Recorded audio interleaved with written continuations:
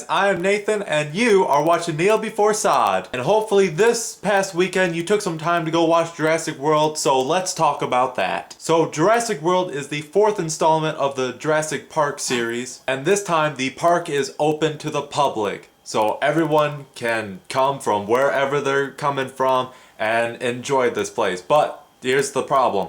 Not once in this film does it ever explain how they were able to open the park. And it's not a remake or something like a spin-off to Jurassic Park. No, it's a continuation. Because they talk about John Hammond and the original park, things that happened 20 years ago. But not once do they ever explain how were they able to do this. And so you're kind of on thin ice for that. Bryce Dallas Howard plays the operation manager of the park, and she is trying to get some investors to go along with, hey, we need funding to create this park. But according to focus groups, children do not want to see ordinary dinosaurs.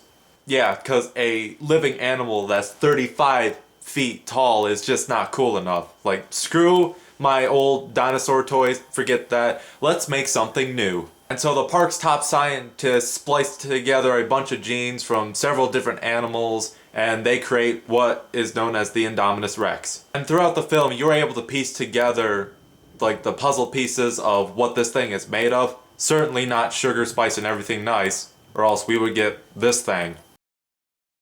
But of course, the Indominus Rex gets out of its habitat, so now it's up to Chris Pratt and his team of Velociraptors to go and take it down, along with a bunch of mercenaries and Bryce Dallas Howard and possibly other dinosaurs, I don't know. So what are the good parts of this film? There is a lot more action from beginning to end, and there's far more enjoyment than if you were to combine the second and third Jurassic Park films together, which we can finally forget about those, because now we've got something new and better. I understand that dinosaurs are awesome and you want to take your kids to go see this movie because they think, oh man, this could be amazing, and they're gonna see these living things on screen. However, this film has a lot more violence to it than the first three Jurassic Parks combined. Probably because you have tourists and just 20,000 people scattered around getting picked off one by one. It's just a lot of blood. Of course, it's awesome though. The Mesosaurus is my favorite dinosaur for this throughout the entire film. It's that giant aquatic alligator beast thing you see in the trailers and the promotional posters, but when that thing has its moments, you cherish it. You think, oh my god, it's just amazing.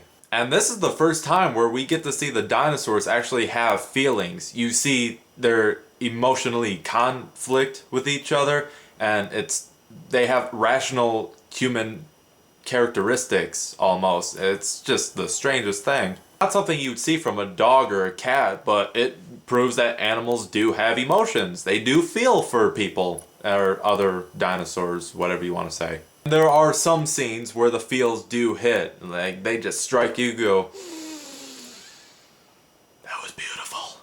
However, there are some problems with this film besides what I stated earlier. A lot of the scenes were wrongly executed, just in the worst possible way. I mean, when you get to see the park for the first time, you see one of the kids from the trailer, he opens this door and you think you're going to see a bunch of dinosaurs, and you have the music building up and everything, and then it's just people and buildings, and it's just, it just doesn't hit you like it did in the first Jurassic Park. A lot of the things that happened were very predictable, so you could guess, okay, this is what's gonna happen, this will happen, and sure enough, like, yeah, I called it. And when I started to think about it, you had a lot of similar characters to the first Jurassic Park. You had someone who thought cloning dinosaurs was a bad idea, someone who thought it was a great idea to make money from it, someone who wanted to use those dinosaurs for personal gain. It's just all there. Chris Pratt is his usual self. You know, he can be serious, but he also has that comedic side, and he is funny throughout the film, but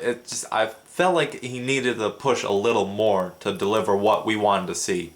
I'm not going to say much about the two main kids that are in this, because they're just there for kids' perspective out of this whole film. You got one who's a fan of dinosaurs, loves them, and the other who's a teenager that hits on girls in a very creepy way.